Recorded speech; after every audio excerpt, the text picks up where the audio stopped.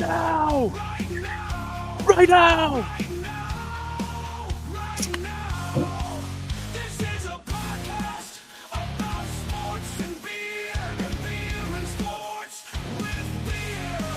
This is a podcast about sports and beer and sports with beer.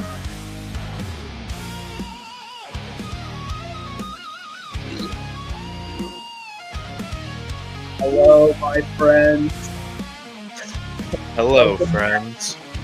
Welcome back to the 9th episode of GameDayChug. We've made it over 2 months, and we haven't gotten canceled. So we must. When you don't get paid, they can't take you off the air.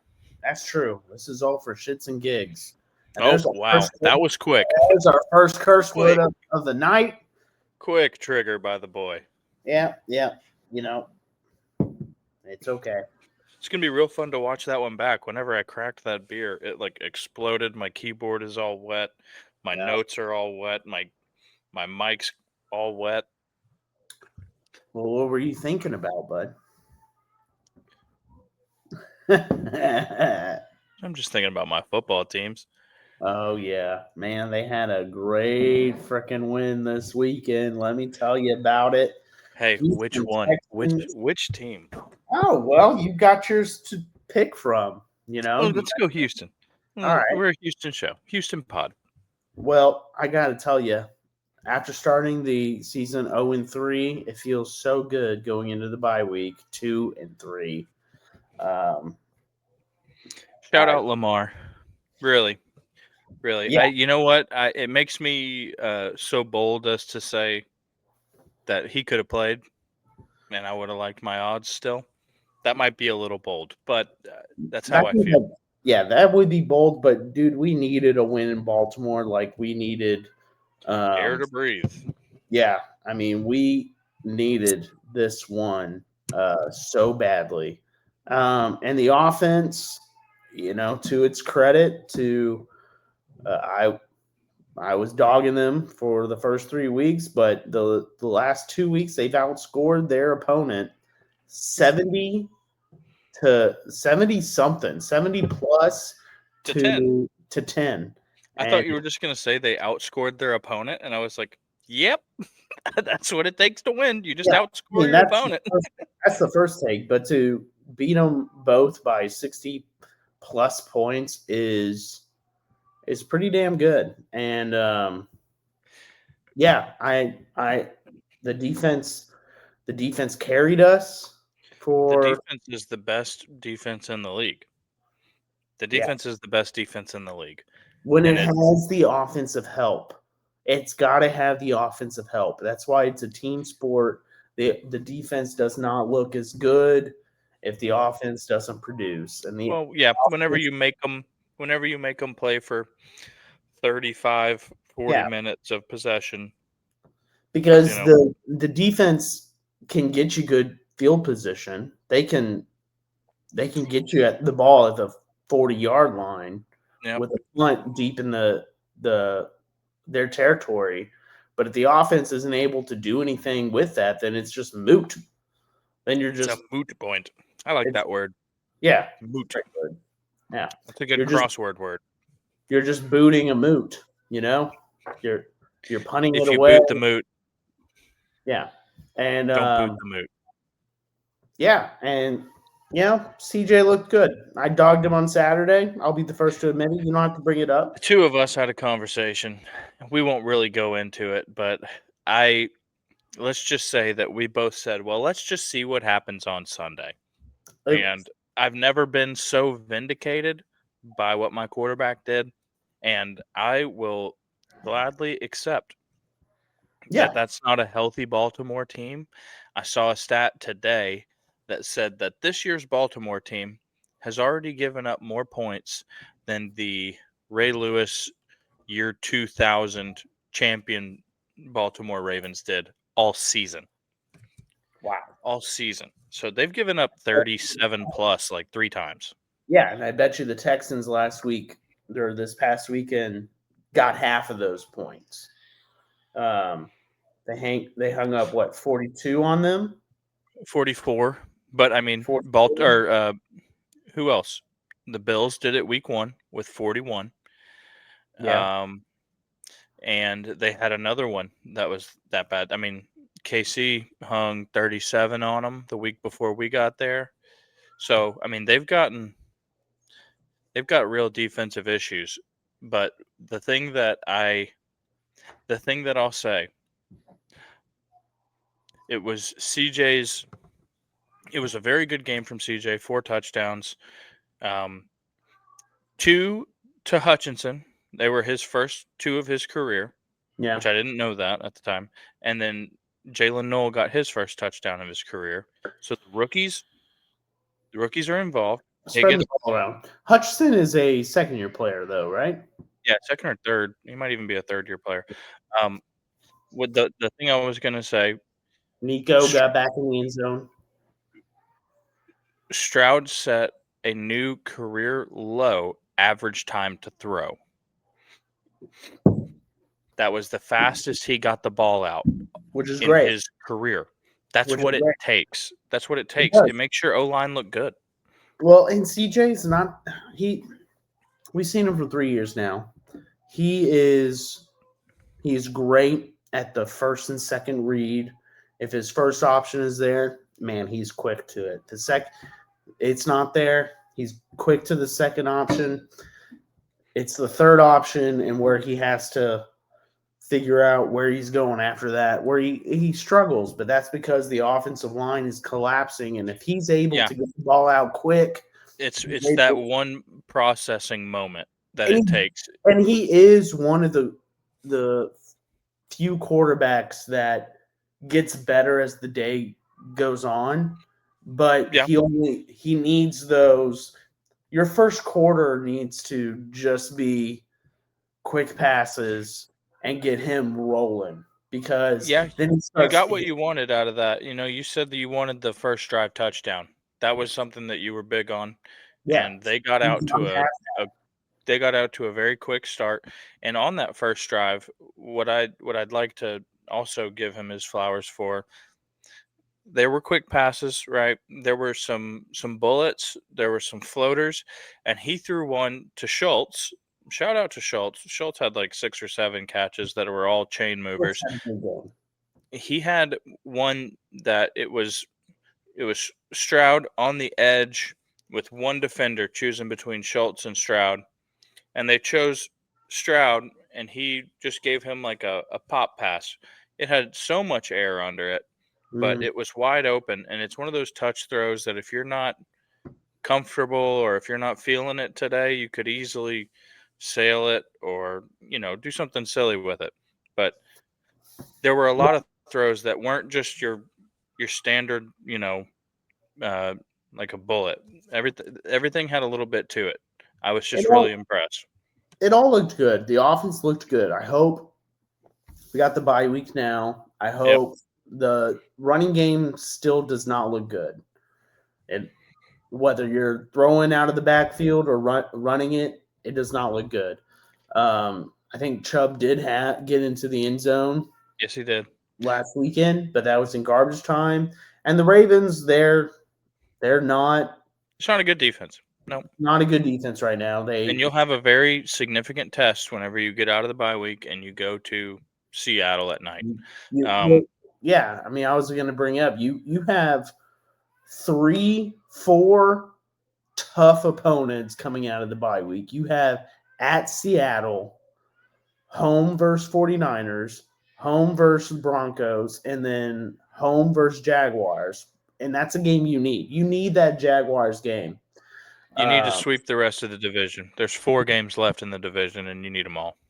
Yeah, and because you'd like to get Indy. You'd like to get Indy. Yeah. We get them twice late, I believe. And that's honestly probably for the best. You kind of want them to see if they cool off.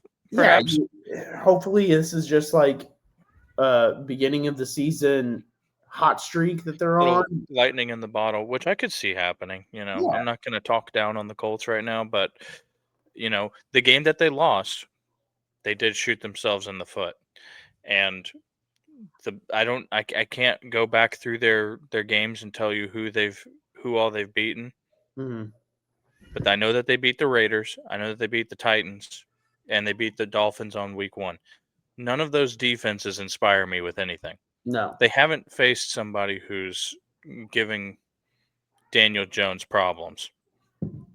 No, and he hasn't felt the pressure either. And so if you're able to get to him early, he's going to make mistakes. And so, like you said, I'm gonna shout out to my dude Josh Pate, the college football show.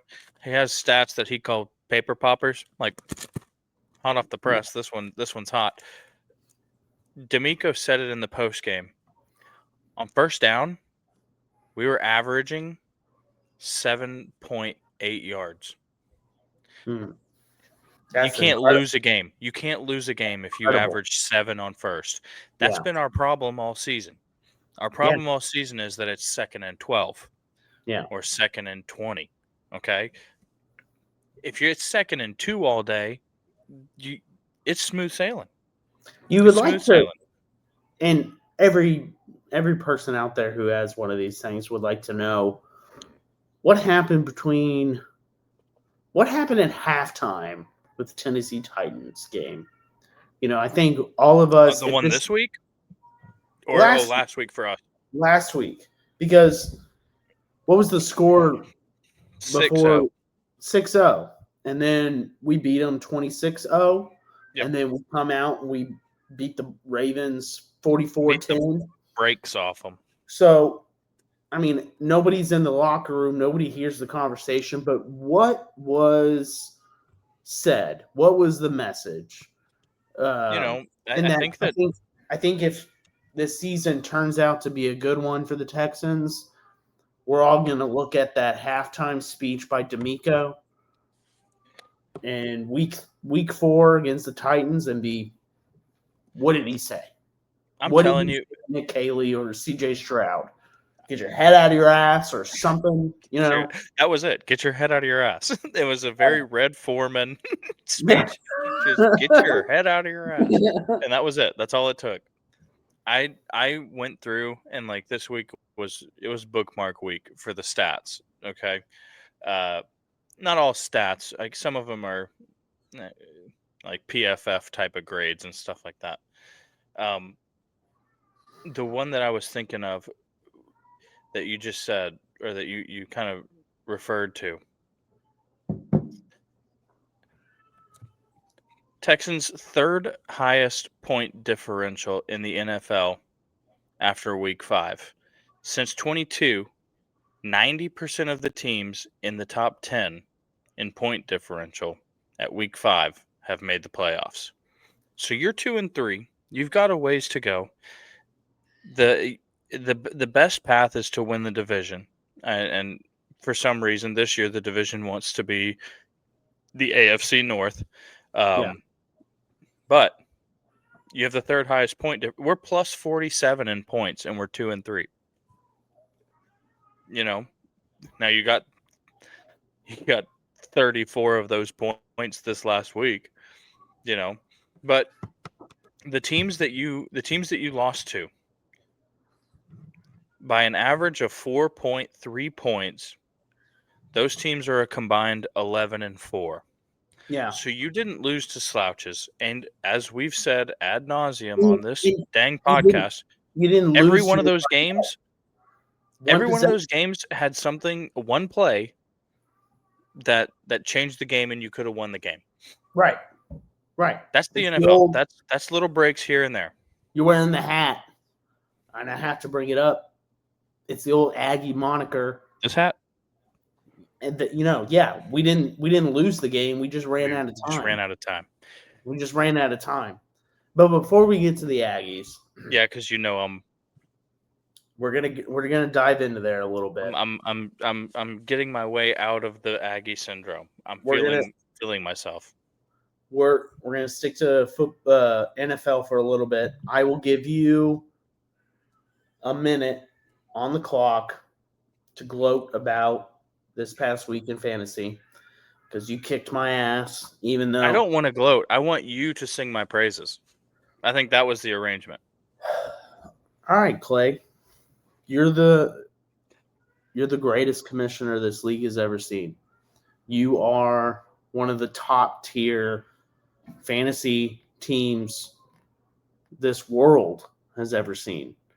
You always put out a competitive team. You never falter. You never waver.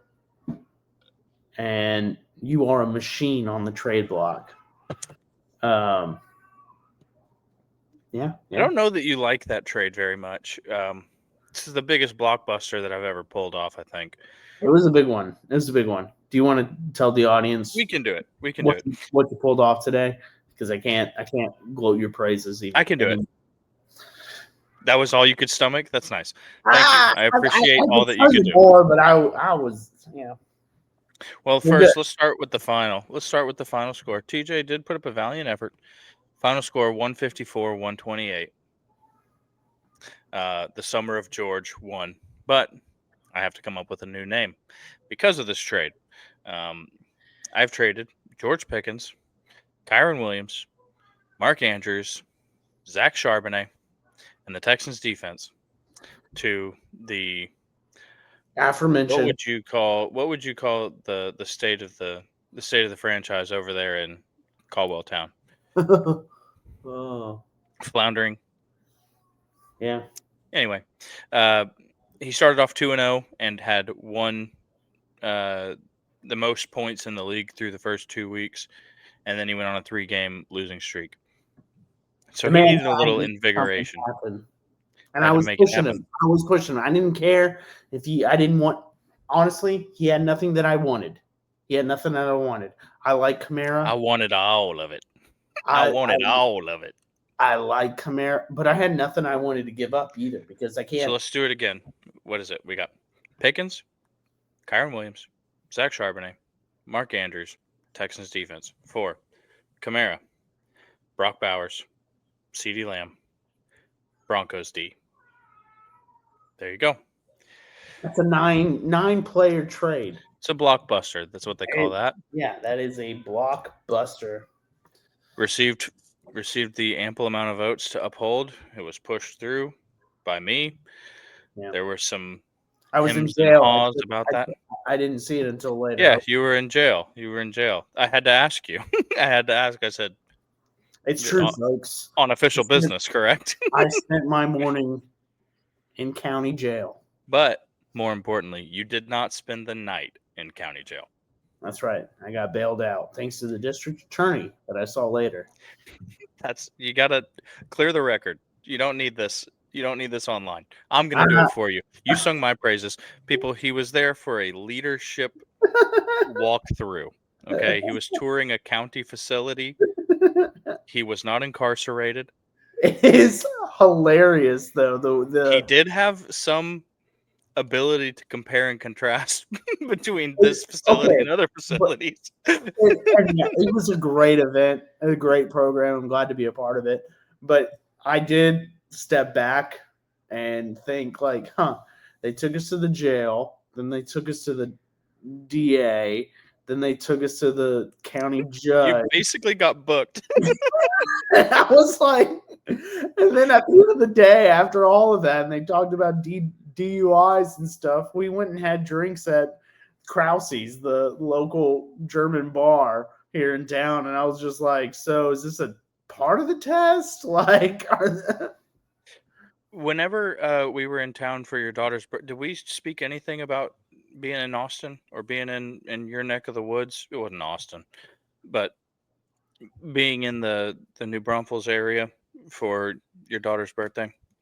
No. But we didn't speak about that at all? No. If you can hear that was the week of the Auburn game. That was 2 weeks ago. Yeah. Wasn't last week. It was the weekend before.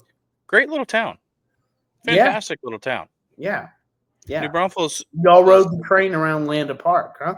We rode the train. Me and the kiddos. We rode the train. How was that?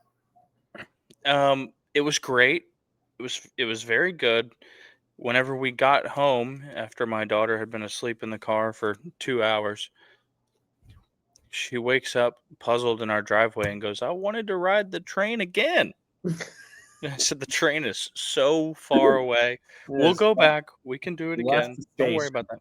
But I very much liked the place that we went to and enjoyed our drinks. That was while we watched what I predicted to be an Auburn A&M over, and the final score was 16-10.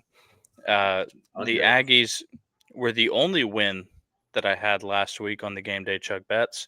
Now I have That's right, man. Feel yourself. Feel have yourself. I have to come out and say I'm so sorry for giving out Texas to win. I'm so sorry. I just really thought that they were a better team, and that they could beat Florida. I took them at -7, which is audacious. Yeah. They lost by 8, and I have been, I'd say, Generous. I've been very nice. I've abstained from talking badly about Texas because we see them at the end of the year. But objectively, at this point in the season, after seeing what we've done in SEC play, I can say they're ass. Okay?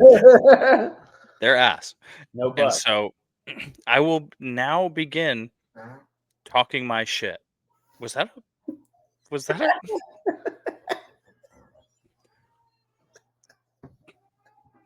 I'm so thrown from that was you got a lot of help from the chair there. How ass is Texas? And then just put that little clip, 3-second clip. I thought it was gonna be silent. They're bad. They are bad. Thought it was going to be silent. Tale as old as time. What I want to really get at Texas about for that is that Sark was asked about what happened, and he said, "How many teams are there in college football? 136 or something like that." I want to see what the other 135 teams do if they have to go to the shoe and to the swamp. I want to see what their record is after those 2 games. And to you, I say, you're a 5-star program. You're a 5-star program. You're not comparing yourself to 135 teams. There's like 3 or 4 jobs in the country that are as important as Texas head coach. Yeah. That's like You could Georgia, argue- you could Oregon, argue that- maybe.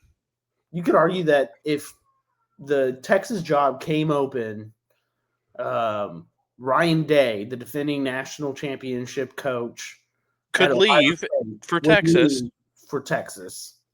It's a and it premier wouldn't program. be. It's It's top not a five. downgrade. It's lateral at the worst, as far as the move goes for your career. It's an SEC conference. If you win the conference, you are the number 1 seed. This is the thing. This is the thing, and I'm gonna get on my SEC soapbox all of a sudden. I didn't know that we were gonna go down this path today, but before the pod, I was telling you South Carolina's got a tough go here in the next couple weeks. South Carolina's schedule for the next 6 weeks at LSU, who's ranked 11th right now, and then home for number 6 OU, number 8 Alabama, at Ole Miss, a bye week, and then at College Station, who is ranked number 5 right now. Okay. Then I want to go ahead and take you to the other team that is lauded, I guess, in the polls, in people's perspective of college football, to Oregon. Oregon plays number 7 Indiana at home this week. And then they follow that up with at Rutgers, Wisconsin, bye week at Iowa, and home for Minnesota. We are not the same. No. We are not the same. The conferences, as much as you want to say that there's a big 2, there's 1. And there's going to be gauntlets for teams that are in the SEC that don't exist for other teams. Now, Penn State got beat by Oregon in overtime or double overtime, and they got to go out to UCLA, and that's the get right spot. That's the same thing that Mr. Harbaugh said. This is our get right game. and you got waxed 44-10. Well, Penn State got waxed by UCLA. Yeah. By a first-time play caller. Biggest upset of the year. They were 24-point favorites going into the game. And just an insane loss. Insane loss. Which is, I don't know why I feel this way, but, I feel James Franklin has done a good job at Penn State. I mean, the refrain is can't win the big one. But yeah, he can't win the little one. He just lost the little one. He did. Which is, and it's unfortunate that they are highly respected or were going into that game, because the man did change around a broken program. I mean, they can give all the credit to Bill O'Brien all they want, but have we spoken about Christian Hackenberg and how we thought Christian Hackenberg was going to be the dude? How we wanted to draft Christian Hackenberg whenever we got Bill O'Brien as the coach? Well, yeah, he was going to be the next Tom Brady, but that's that's beside the point. That's besides the point. Yeah. Well, we don't need to dive into what Penn State went through in the late 2000s. We don't need to talk Joe Pa. It's on the record.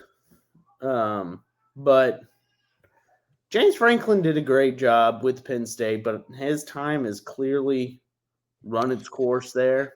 And it's unfortunate that he's going to have to – that was his best job that he's probably ever going to get. It's wild that Texas and Penn State were in the college football semis last year. Yeah. And this year they could be meeting in the Bad Boy Mowers Bowl. But yeah. Or the Pop-Tart Bowl. Yeah. Or the Gasparilla Bowl. And I think that everyone, even the New York Jets, can put a pause on Tank for Arch, because he's going to come back for another season. There's no way in hell the Mannings are going to let him. If he went now, his grade is probably not a first-round grade, because he hasn't really shown it. So you're probably right about that he comes back. I think that the Quinn Ewers disrespect that was, it was evident last year that people wanted Quinn Ewers to be gone, and they wanted Arch. They wanted Quinn to be the problem, but Quinn wasn't the problem. And he's the backup in Miami right now. I wouldn't be surprised if Mr. Tua lost his job to Quinn Ewers at some point. He's going to start a game by the end of the season. I believe that. Well, that's, by nature of injury. If Tua takes a rough one, it's over. Once you compound concussions, you have to be out longer. I think Tua will be benched. I don't think it'll be an injury. They lost Tyreek. They had a really weird game this last week. I don't know if you kept up with that. They were up either 14-21 or something like that on the Panthers, and they lost the game. And it was a good comeback. I think Rico Dowdle had like 205 yards rushing, but regardless, you lose a game to the Panthers that you were up 21. That's a problem. Yeah, big problem. And Mike McDaniel's going to be coaching for his job by the end of the season. Quinn Ewers is going to get playing time before the season's said and done. We've said it a couple times in a joking manner that if Mike McDaniel loses his job, that you could just bring him over as an OC. Do you want that? Yeah, I don't care what Nick Caley does. I don't care. You'll take McDaniel? I'll take McDaniel. Because it's okay because he's I have more respect for the Kyle Shanahan tree than I do the Sean McVay tree. I think that Caley looks a lot like a Patriot more than he does a Ram. Yeah. Caley's offense looks more like a Pats offense than a Rams offense. Well, so that proves my point even more. Yeah. The only person who has ever been able to run a Patriots offense is Josh McDaniel. is Josh McDaniel, and he can't even running the Patriots offense. He can't even do that in another franchise. He had his chance with The Raiders failed. Broncos failed.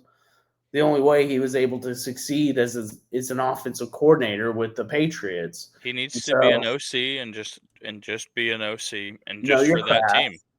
Where you look at Kyle Shanahan and the people that come out of his camp, his program. I mean, It's some of the best offensive minds in football. Yeah. Let's be real. Yeah. The former Texans head coach, Gary Kubiak, is the head of that tree. Yep. And, I mean... The best offense the Texans have ever looked was Kubiak. It's a zone run, and it's Arian Foster. You need a running back that has that patience and can do it just like that. Mm-hmm. I would die. I would kill for that offense. I want to shout out. There was I'm going to go all the way back to the Texans game. CJ had like a 35-yard rush down the sideline. Woody Marks didn't show up much in the box score, but CJ started to run down the sideline, and Marks saw him scramble and turned around and became a blocker and got him another 15, 20 yards. Yeah, that's what you got to do when you're 1-3 and you're trying to get your season back. You got to play to win the football game. And you play to win the game. Hello. You play to win the game. We were on college. We can get back to college. The reason that I brought up farted. Yeah, well, that was a good derailment. We need those things. You need those things in a sports heavy pod. You're on the lawnmower. I'm on the grand prize. Shout out St. Arnold. Sponsors. Arnold. You're always loyal. Please. Always loyal. St. Arnold, please. Sponsors, please you. You're my favorite brewery. Even if you don't sponsor us, I will still drink you. I said it. Sorry, I'm trying to grab another one. I can just do it here. I can just I have mentioned it on a chug before, but the grand prize is perhaps the most chuggable beer on the market these days. For sure. So good. So good. It's light, it's refreshing. It's very light. There's nothing to it, really. It goes down smooth. Yeah, it's a great chug beer. College football. The bets. Lost the bets. I lost on Texas. Oh no. I'm so distraught that I lost on Texas. The Vandy Alabama over looked pretty good at halftime. It was 28 points at half. So you're on track. And then that game, it got very defensive very quick. Alabama kind of flexed on them. There were 2 red zone turnovers by Vandy. But Vandy is not a slouch anymore. Pavia is very good.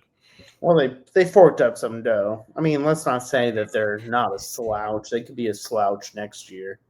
They could. They went all in for one season. That's what some of these programs do. I don't know. They were impressive last year, and then they pressed the button this year. So they've been impressive for a year and a half. We'll see. So lost the over there. The only bet that I hit was A&M to cover. The Aggies looked very formidable. The score at halftime was only 7-3. And then the final was 31-9. And it happens on the ground. The Aggies have proven that they can beat you however they need to.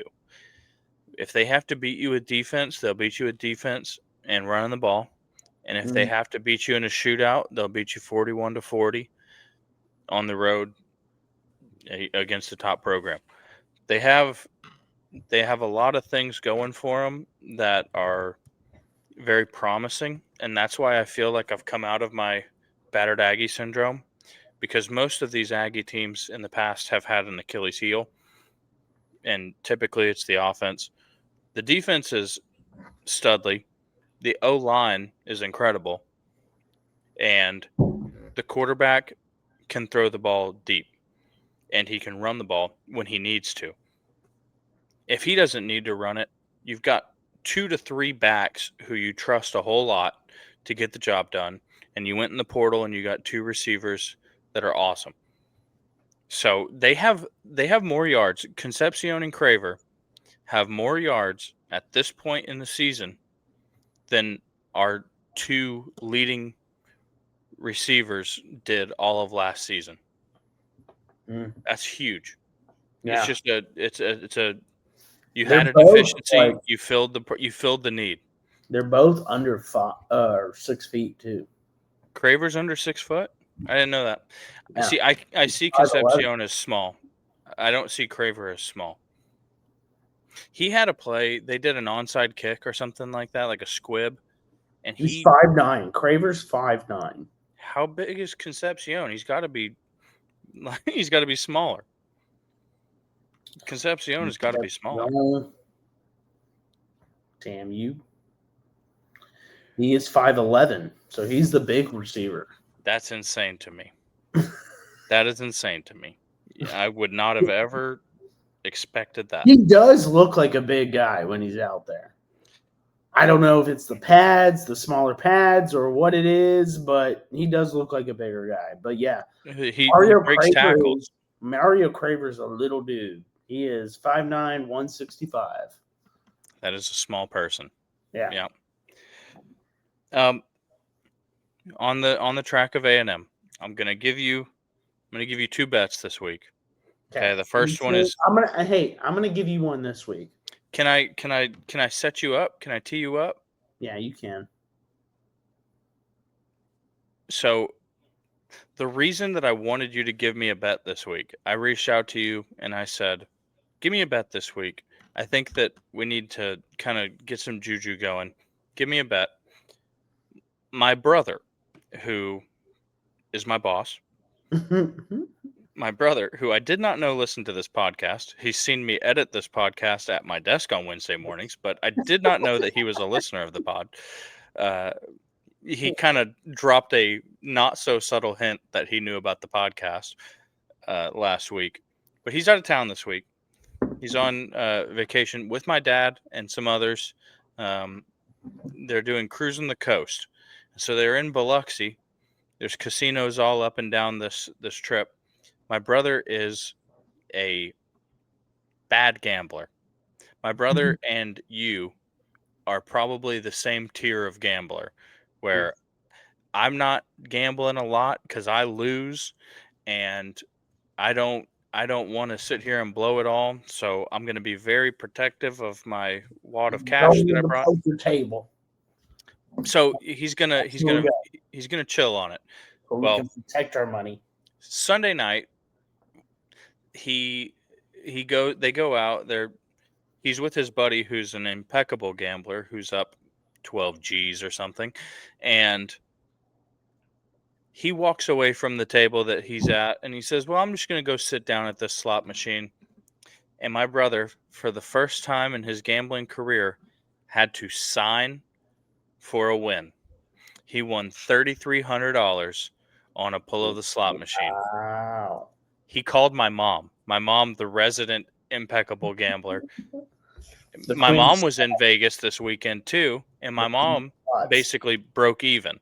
So if your power gamblers are treading water and your rookie gamblers or your risk averse gamblers are hitting big, I want your pick.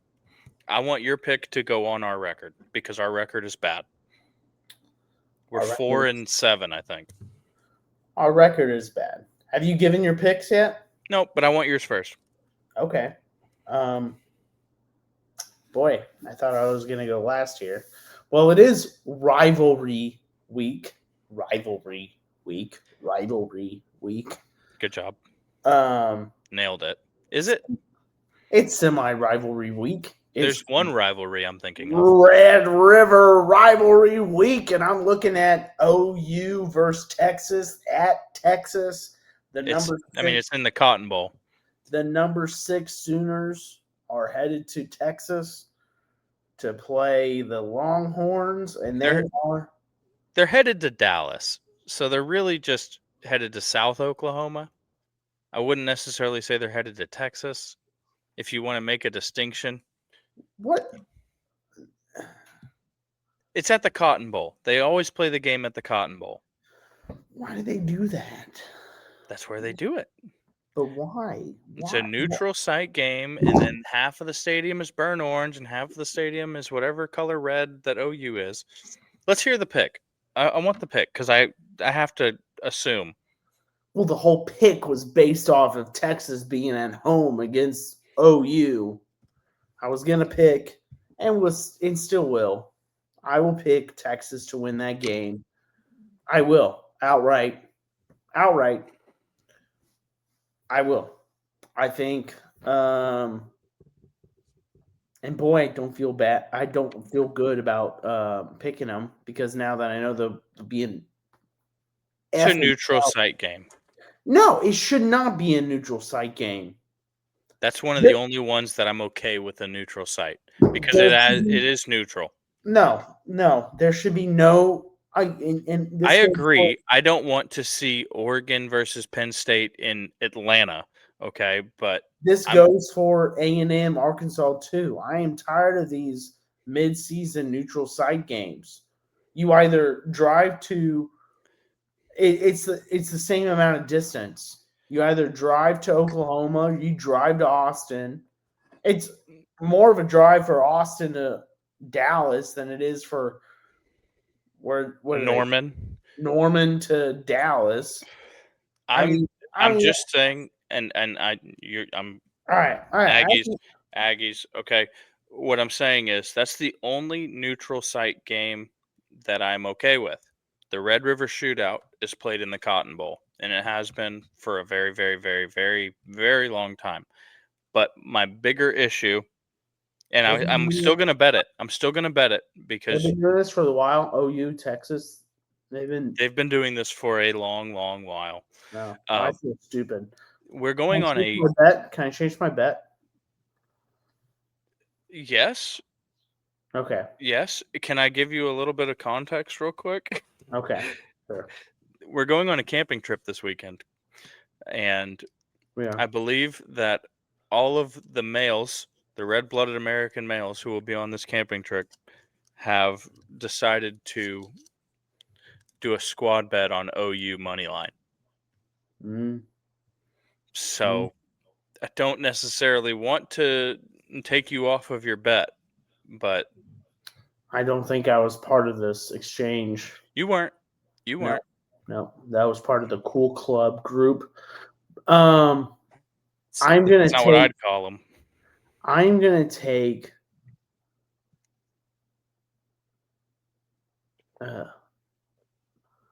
Okay, we got Indiana, Oregon. Oregon's at home.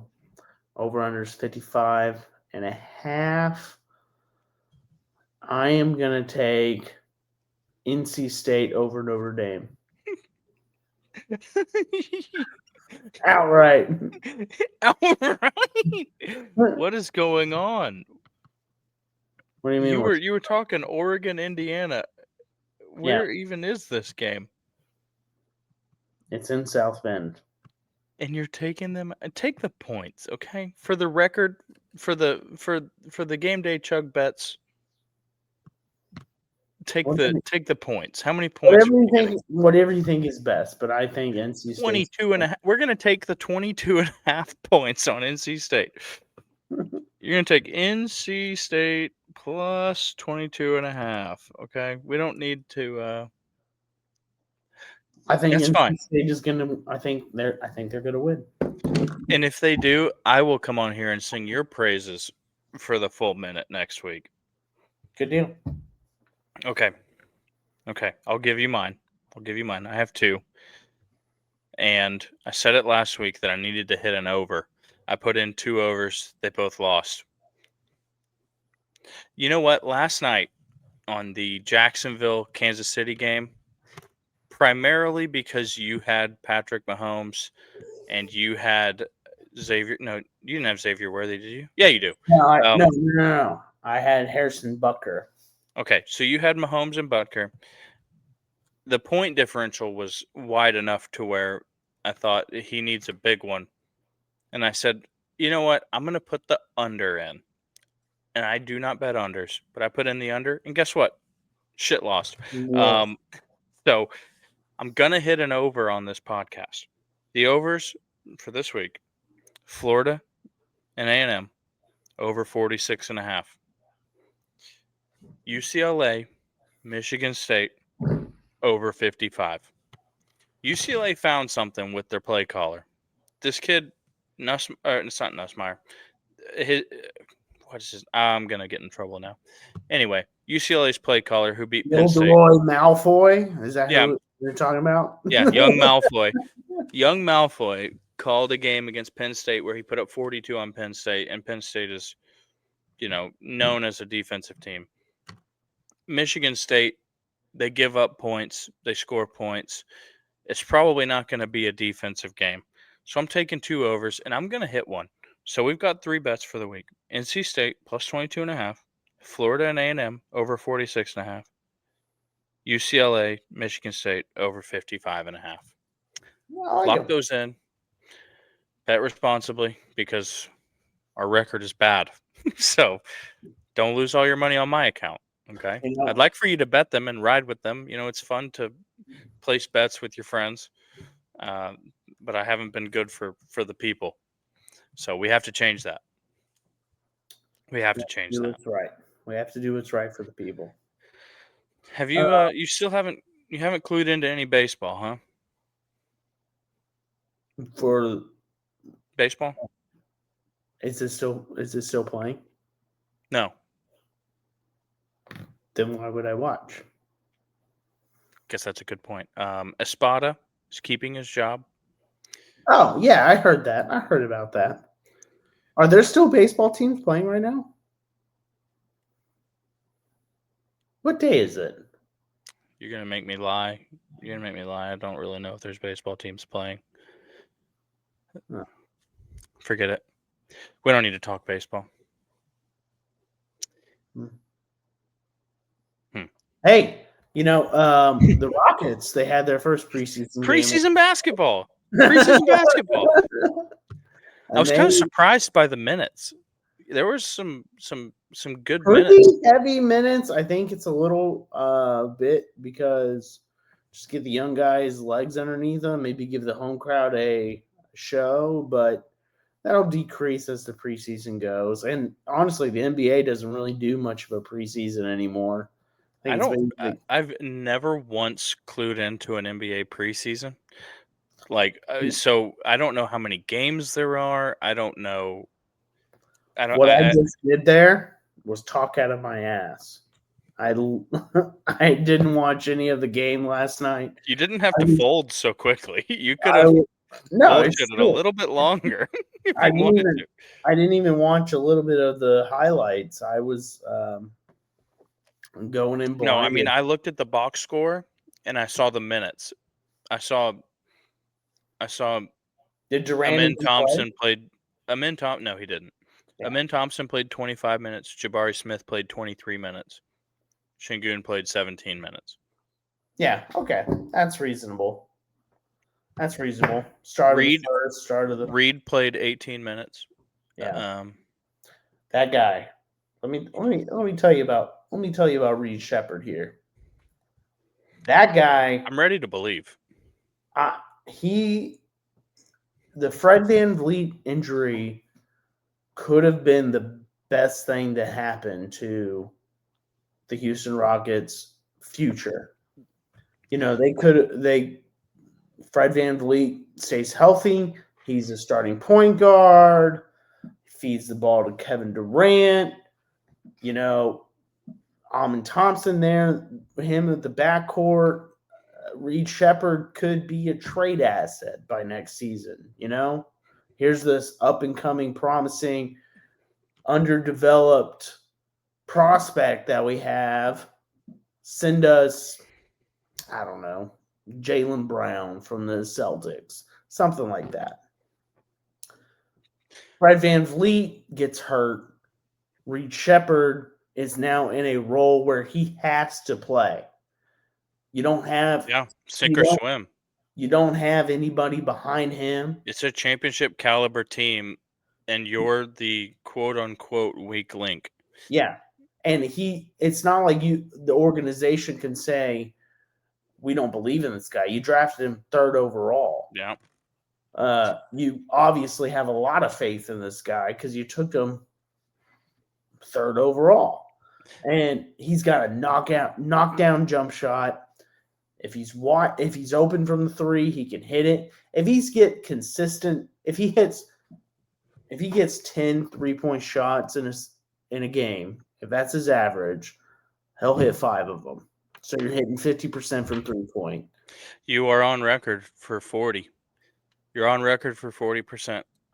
And that was that before or after the Fred VanVleet injury? That was after. It was after. Okay, but it was your hot take, and we're gonna hold you to it. I'm gonna stick with it. If he's in the starting lineup and he's getting 25-30 minutes a game, I mean, he is okay. So picture the Rockets offense. Amon, Durant are probably going to be the primary ball handlers. Amon's not much of a jump shooter, so he's going to penetrate, get to the rim, foul, layup, dunk, whatever it may be. Durant, he's going to do his thing. He might pull back, hit the 3.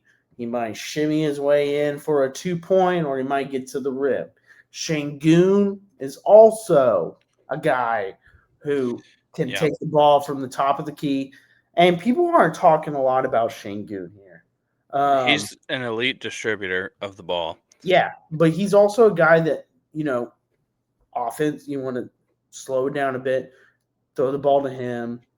He can work his way in and kick it out. Well, who is he going to kick it out to? If your starting lineup is Şengün, Durant, Amon, Jabari Smith in the corner, and Reed Shepherd on the outside, those are your guys. You can't leave Durant open. You can't leave Amon open with the back cut, and you're guarding Şengün. So, I mean, he's going to – the opportunity will be there. Yeah, it's going to be a great freaking season for the Rockets. I can't wait. And I'm glad we brought it up, and I don't mean to cut you off again. No, you're good. I have I'm going to add. But let it be up to the Rockets to save Houston sports once again. During the dog days of the early 2000s, who came strolling into town when the Astros were ripping off 100-loss seasons? The Texans weren't even carving the second round of the playoffs. They weren't even sniffing the playoffs. Yeah. But the Rockets, they kept us afloat. James Harden comes in, leads us to the Western Conference Finals. When the Astros were high and the Texans were down low, the Rockets were boom right there, and they were the middle guy. They almost took down the Golden State Warriors. The high and mighty Kevin Durant led Golden State Warriors. Yeah. I mean, this is a franchise that gets overlooked as one of the most Premier League basketball franchises in the NBA. They play to win. Last year they got shot out of a cannon. Nobody expected us to be a 2 seed last year. No. And this year the expectation is on your back. Yeah. This year you have pushed the chips to the table. You are in. So and you have to play like it. My only piggyback, I'm going to give you a little piggyback, and it's just from my limited viewing of the Rockets, which means when they're good, I watch. Having Clint Capella back in whatever capacity that is does my heart some good. Yeah. I just like to see 15. I just like to see him out there. You're telling me that my 30 now this year. My 3 centers are Şengün, the Aussie, Steven Adams, and Clint Capella? Yeah. I don't care who it is. Lob it up. Lob it up. You've got the interior presence. You have shot blockers and you have shot makers. We didn't even mention Tari Eason. We have, I think I saw. Is he 6-man? He is now. Yeah. I'm going to put in a bet. I'm going to put in a Tari Eason 6 Man of the Year bet, and I'm going to do it before the season starts. And hot take. hot take. Tari Eason 6 Man of the Year. Hot take. No, I can't wait for the Rockets season to start. It's going to be real good.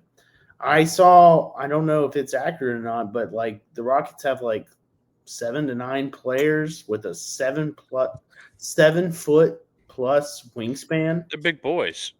It's a whole lot of big boys. You got Steven Adams, Tari Eason, Clint Capella, Kevin Durant, Jabari Smith, Şengün Thompson, Şengün. That's 7. There it is. You did it really quick. And we just went through a rotation. Yeah. We didn't even get to the other guys that got on the team. It's going to be a great season. I think the key to it is Ime Udoka, and I'm so glad we have him as a coach for. I'm glad Boston fired him. Me too. I mean, that's the greatest. I think that's the greatest thing to happen to Houston. That's the greatest cheating scandal that's ever happened to Houston. I agree. I was going to say greatest cheating scandal, but like overall, but I thought Lewinsky, yeah, they spent a lot of money on trying to figure out the Monica Lewinsky thing. Yeah. That not a politics pod. We can leave Monica alone. We'll cross that bridge another time. Whenever we do a flight fight about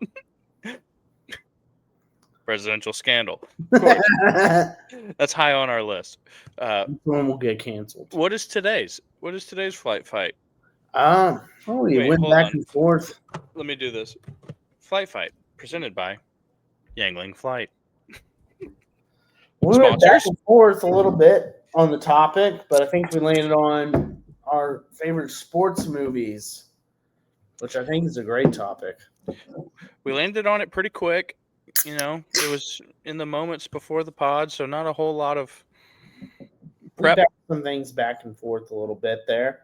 There's going to be some new ones. I want to address the overall record. We've only asked for votes 3 times. You won last week, the logos draft. I won the dinners draft, and I won the what was the other one? I won dinners and the one before it. Who knows what it was? Wish I could remember, but here we are. We're doing the sports movies draft, and you're number 1. What was that? Okay, dinners draft. Also, don't forget to like, subscribe, and follow GameDayChug on YouTube, X, and Instagram. Throw a follow to the boys at the Wheelhouse as well. Yeah. Yeah. I am gonna find what it was. I'm gonna find it out. My first overall pick for the top sports movie, in my opinion, Remember the Titans. Remember the Titans. Yeah. Crossed off the board. Yeah. I think it's just like the perfect movie. Whenever I'm feeling like down and lonely and just really need a good pick-me-up, something to fire me up, something to just reignites the soul. Yeah, it really does. It gives you hope for humanity in every way, shape, or form. And Denzel, who doesn't love Denzel? I mean, just a great... My man. I love, if you miss a block, you run a mile. We're not playing the same little games around here. I will kick my pond, whatever he said. I found the other one. It was Game Show. The Game Show Flight Fight. I won that one, which you never really had a chance because, as I said, I was, the way that Bane tells Batman. Yeah. You merely adopted the dark. I was born in it. Once you get Family Feud, you win. Everybody loves Family Feud. It wasn't about Family Feud. It's about Deal or No Deal. Come on. You think that was the kicker? I think Deal or No Deal I goes had the quite a ways. weakest link in Temple Run. Anyway, You don't even know what it's called. Temple Run is the game that you played in college on your phone during class. Okay? You don't even know what it's called. It's called Legends of the Hidden Temple. Okay? Get it right. You're running. Get it right. Okay. I have to I don't think that you're gonna like steal it from me, but I have to take it with my first pick because of what it means to me. And that's Moneyball. Moneyball. It's one of those book is better than the movie. The book is fantastic if you're a baseball nerd, which I am. I'd recommend the audiobook to anyone and everyone. Great movie, though. I just kind of love Brad Pitt, if we're going to be honest. Love Brad Pitt. Maybe Brad Pitt movies is a flight fight in the future. Should be. Because he's got quite the gallery, quite the library. But Moneyball, Jonah Hill in Moneyball, maybe one of the coolest roles that he's done. Yeah. And a crazy story, just a crazy, true, real story. And for number 2, because I don't know where your head's at, I gotta just cover my bases. I'm gonna take Major League. Wow. I'm gonna take Major League. That's a dark horse. Dark horse right I there. could have saved it, is what you're telling me. So it's probably not the best pick here. For sure. Uh, Could have saved it, but also not a bad pick. Major League is a very funny movie. And Charlie Sheen, who's back in the news for some reason. I guess he's got a Netflix thing out. I haven't seen it. He's come clean. He's clean. He is letting the world know that he had sex. No more tiger blood? No more tiger blood, and he had sex with men. Many men. And he doesn't want... Many men. Many, many, many, many men. He doesn't want those men to have anything over him, so he's just like... Well, those men might have something. That could be a venereal disease. Because I'm sure Charlie Sheen was not the most protective. No. Charlie Sheen has HIV. Folks.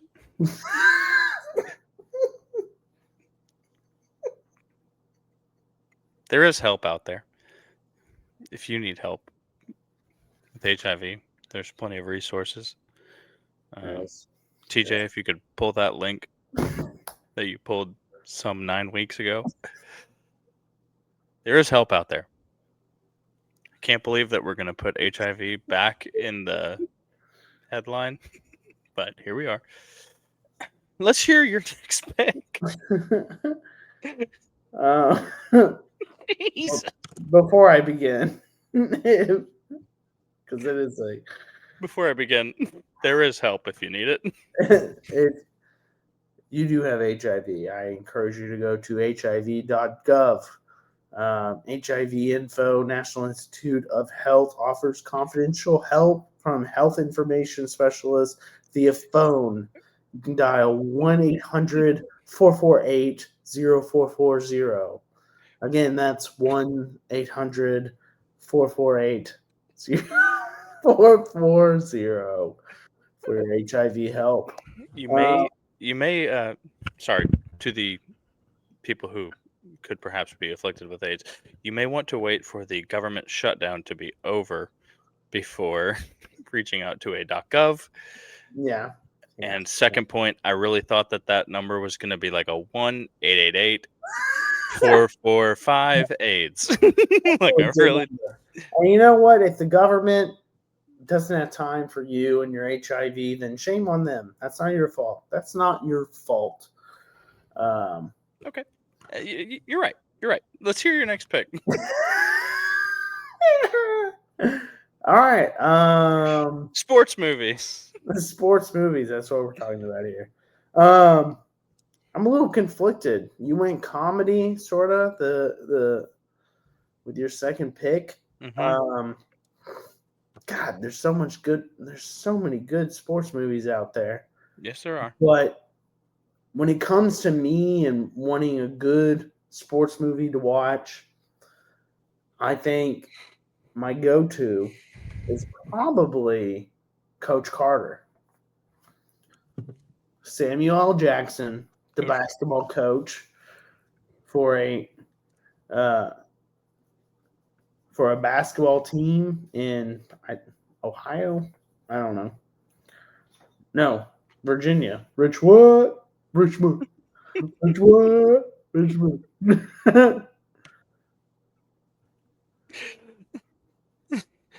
Yeah. Okay. Coach Carter. Have you ever seen it? If I have, it's been 10 years. Dude, it's a great performance. He like pins this guy up against the wall, and he's like, "I'm not a teacher. I'm your new basketball coach." Samuel L. Jackson, he was fighting back an MFer in that moment. Yeah, he was. Okay, and then so I have a back-to-back to pick here, and I'm gonna go ahead and take it, even though I'm not confident that you would take it with your next pick. But I'm gonna take Space Jam. Back-to-back. It's on the list. Back-to-back basketball movies. Space Jam is it's a freaking classic. No love for Space Jam 2? No love for Space Jam 2. They ruined the franchise, honestly. I mean, my children have seen Space Jam, so if that tells you anything. Yeah. Honestly, it all gets made in the first 5 minutes with the fly like an eagle. Yeah. It's a And good movie. I remember it from I want a jam. And welcome to the slam. Yeah. If you want to slam. It's a good movie. It's a great movie. And then you get Bugs Bunny in there. I got to be honest with you. I probably was in the 5th grade when I found out that Michael Jordan actually retired to go play baseball and not go fight the Looney Tunes squad. It was probably 2005 when I found out that wasn't the truth. That wasn't the real origins of the retirement. It could have been a biography. You're like, wait. I've been told. No. Michael retired to go with Newman and play against the Toon Squad. He went and defeated the Monstars. The Monstars, yes, with the Toon Squad. To defend Looney Tune World. He never played baseball. I mean, it was in there. He played briefly, but I don't know if you've watched. Here's another flight fight. I'm gonna hit you with an idea. 30 for 30s, because 30 for 30s are amazing. Did you ever watch Jordan Rides the Bus? No. It talks about his time with the AAA affiliate of the White Sox. Great. Oh, really? Yeah, it's really good. I love 30 for 30s. Not a Boston Red Sox fan by any measure, but 4 Days in October makes me cry every time I see it, which is sad. So I get 2 to finish. Yeah. Well, no, I got 1 to close it out. I get 2, and then you get 1. That's right. I'm gonna take another comedy. I'm gonna take Kicking and Screaming. It's a dark pick. It's just a funny movie. It's just Mike Ditka's in it. Yeah. And you pass the ball to the Italians. And the very quotable movie. Give me a cappuccino! It's a great movie. It got little Beyond song. And he gives out little birds to everybody at practice. Okay, I won't go on about that. It's one of the classic, underrated Will Ferrell movies of all time. Well, thank you for that. I appreciate that. It is. And now, here's where it's like, do you go for? I'm not even going to bring up the debate. My last pick is The Sandlot, which The Sandlot it's just Americana. Sandlot is what Sandlot is as a child. That's like it's what you believed about the game of baseball. Sandlot hits here. I have never watched The Sandlot.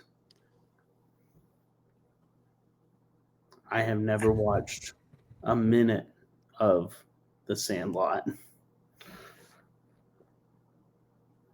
I know. No, you don't. America. You don't say that. No, I do know. I've heard many people tell me how great it is, and You're disgusting. You're disgusting. How can you have never seen even a minute of The Sandlot? Have you seen Hold on. Have you seen the Benchwarmers? Yeah. I have. Screw you, buddy. Screw you, buddy. Several times. Let it out. Let it out. I've never been able to admit this before. Until now. I've never said it out in the open. That's for damn sure. The only people you shouldn't. You'd be shamed. The only people that know about this you should be tarred and feathered for this. Yeah. I can't believe that you've done this.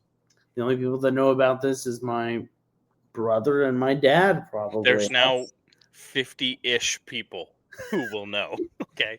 Unless this goes super viral, which it should. It should.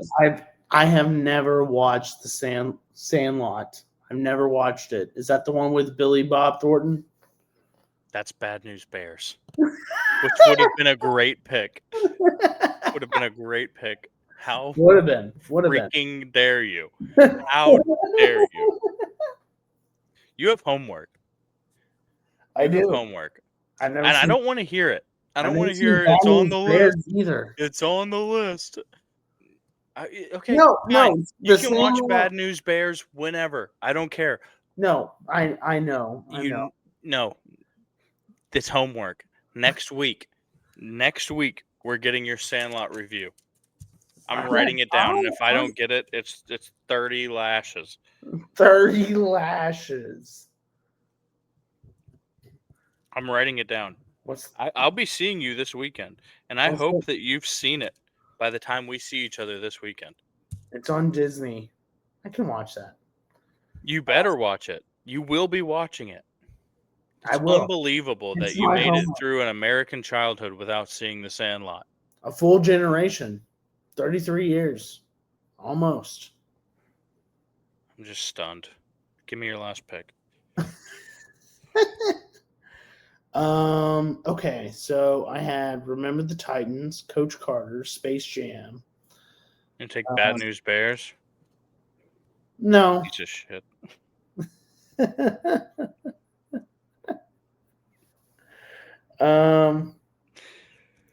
For my last pick here, I'm torn. There's so many good movies, but one that I always come to and one that I always turn on whenever it's on TV or if I'm just looking to kill some time. Dodgeball. That's okay. I'll give you the pass there. It is one of the greatest comedies ever made. Ben Stiller's a riot. Okay, yeah. I give you that. I give you Blaze. Blazer. Laser. I just love like.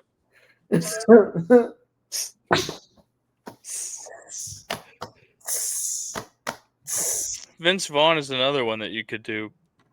Oh yeah, movie fight on. He's got some great ones. Yeah, that's a good movie. That's a really good movie.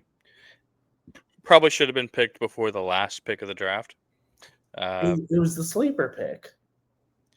But you know, if we were in the big leagues, no one makes me bleed my own blood. Globo Gym, just in general, and his triple XL cup. Yeah. I mean, it's now a phrase that gets said in conversation, I guess, or whenever it comes up. But if you can dodge a wrench, you can dodge a ball. Yeah. It's like a saying now. Yeah, it's entered the American, system vernacular. If you can penetrate that, I think that's an instant classic. Like if you have it's like Anchorman. If you have that one line. Oh, Baxter, you know I don't speak Spanish. Oh, Baxter, you know I don't speak Spanish. Or yeah, there were horses and there was a guy with a trident. And Anywho, y'all. That's about it. I think it's what we got. Yeah, that's it. That's I all. encourage you to watch the first 5 minutes of The Sandlot tonight. I'm gonna put it on. I'm gonna put it on because it's midnight here in New Braunfels. We got a late start. We got a late start. I had some technical difficulties, but if we want to continue to make it a lesser podcast, we have to shut this off pretty soon.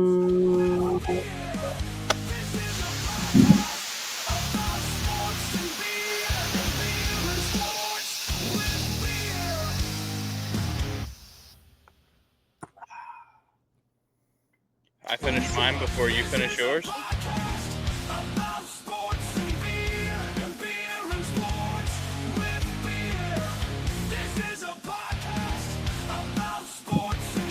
I don't know how much you beat me by, but Not much. you better leave now. We ought to leave right now. Right, buddy. Like, comment, subscribe, share. Vote on the poll. Love you guys.